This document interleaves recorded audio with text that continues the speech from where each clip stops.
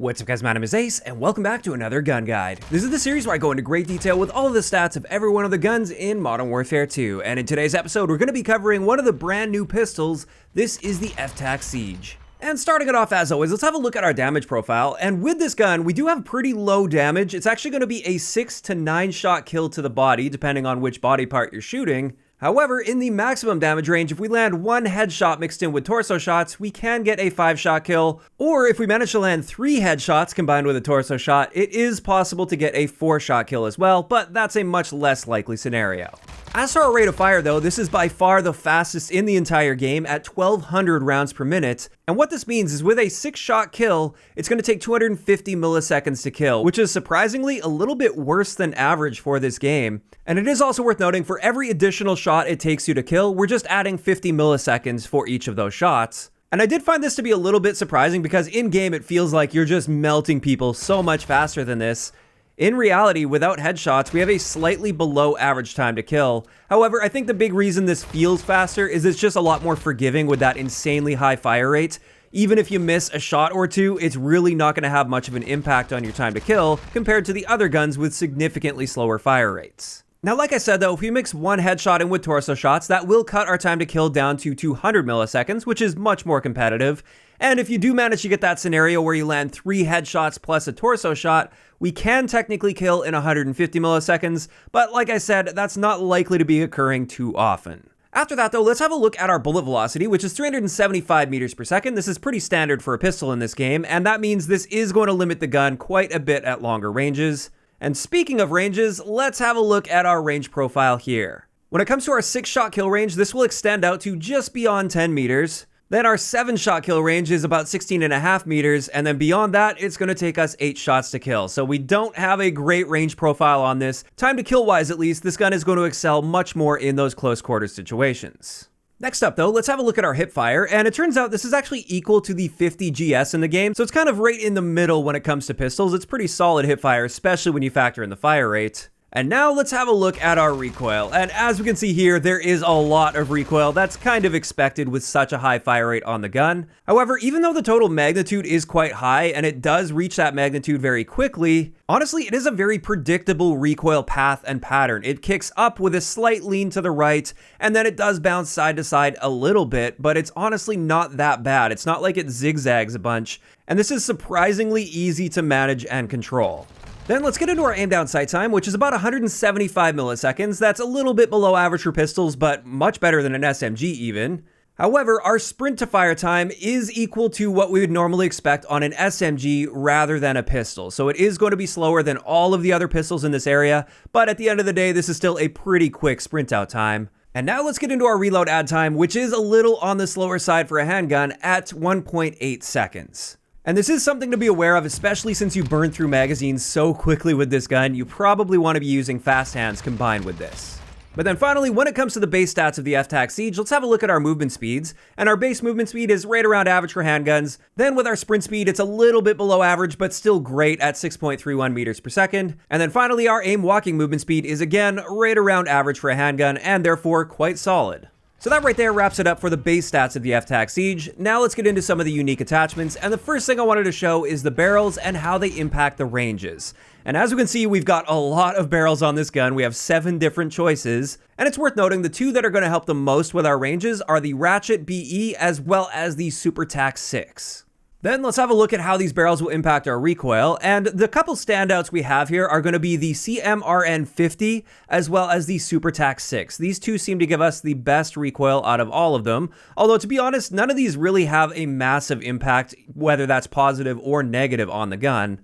But then finally, let's have a look at how they impact our aim down sight time, and keep in mind these are all hand tested values, so there is a little bit of room for rounding, but you can see the first 2 barrel attachments are the only ones that will improve our aim down sight speed, whereas then we have 4 that will be harming our aim down sight speed, and then the final one doesn't impact our aim down sight speed at all. Now, going off of that, you may also be interested in the magazines, especially those larger magazines. So this is how those will impact our aim down sight speed. And honestly, these are all very tolerable aim down sight speeds. I mean, even with a 72 round drum, 220 milliseconds, if we were thinking of this as a primary weapon, that's still a very fast aim down sight time. So these larger magazines are actually very viable on the FTAC Siege. And then finally, when it comes to unique attachments, I also wanted to take a look at the stocks and how they impact recoil, because it turns out they have a massive impact on your recoil on this particular gun. As you can see here, every single one of the stock attachments will significantly cut down on your recoil, much more than any of the barrel attachments would. However, my personal favorite out of all of these, especially when you look at the other stats they impact, this is going to be the Siege wire stock. And part of the reason behind this is not only does it have arguably the best recoil out of all of these here, it also gives us a boost to our aim walking movement speed, which is very nice to have. So there we go, that's going to wrap it up for the breakdown of the FTAC Siege and its unique attachments. Now let's get into some excellent attachment combinations. Keep in mind, I'm not going to be sharing any tuning with these. You could of course improve several stats with tuning, but I'm trying to get this information out to you guys as fast as possible, and therefore I simply haven't had enough time to sit down and grind through all of the 26 levels that this gun has. So let's start this off with my sort of all-around accuracy build when it comes to this. This is a great primary weapon setup with the FTAC Siege. And with this, we got the Bruin Pendulum muzzle. That one helps nicely with recoil. We do have that Siege wire stock as well, because I really like that one. And if I had tuning available, I would probably tune that in the direction of aim walking movement speed as well. We've got the FTAC Stead rear grip, the S40H underbarrel grip, and then for the laser, I have the Series 710 pistol laser, which helps with aiming stability, and that's nice because several of these attachments harm our aiming stability. However, just as an alternative, you could easily swap this out for the 50-round drum magazine as well. That's an excellent choice for this. It's just with this particular setup, I like getting around the map a little bit faster, and those drum mags do slow our movement speed down by a noticeable margin. But with all this in mind, we've got a very solid aim down sight speed at 220 milliseconds, an excellent aim walking movement speed at 3.58 meters per second, and an extremely accurate gun, especially considering the fire rate. As we can see there, there is very, very little recoil, and the little recoil that it does have, this is extremely easy to control by just slightly pulling down on your aim. You can actually stay on target very easily, even at quite a long range with this setup. So there we go, that's the first one, and this is just great to treat as an SMG in the game rather than a pistol. But now I also wanted to share a Hipfire build, because this gun really excels with Hipfire, and one of the big reasons for that is when you move with this gun, your Hipfire spread barely changes, whereas with most guns, the moment you start moving, you get a massive increase to that Hipfire spread.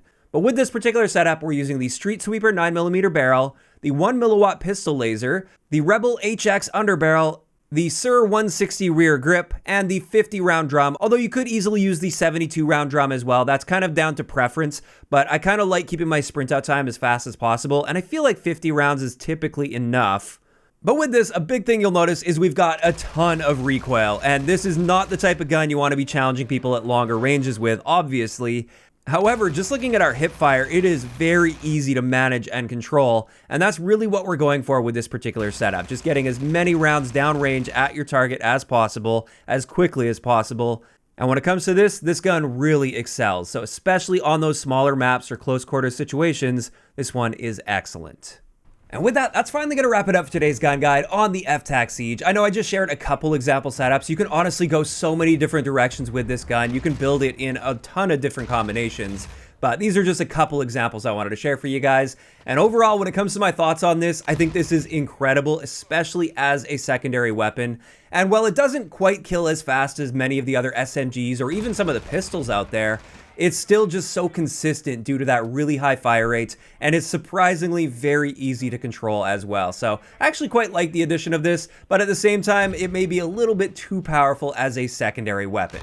Now, of course, those are just my thoughts on the FTAC Siege, and I'd love to hear what you guys think about this gun so far in the comments down below.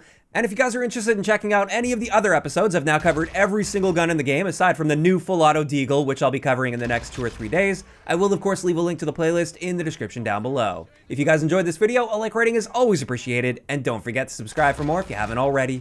I'll talk to you guys next time.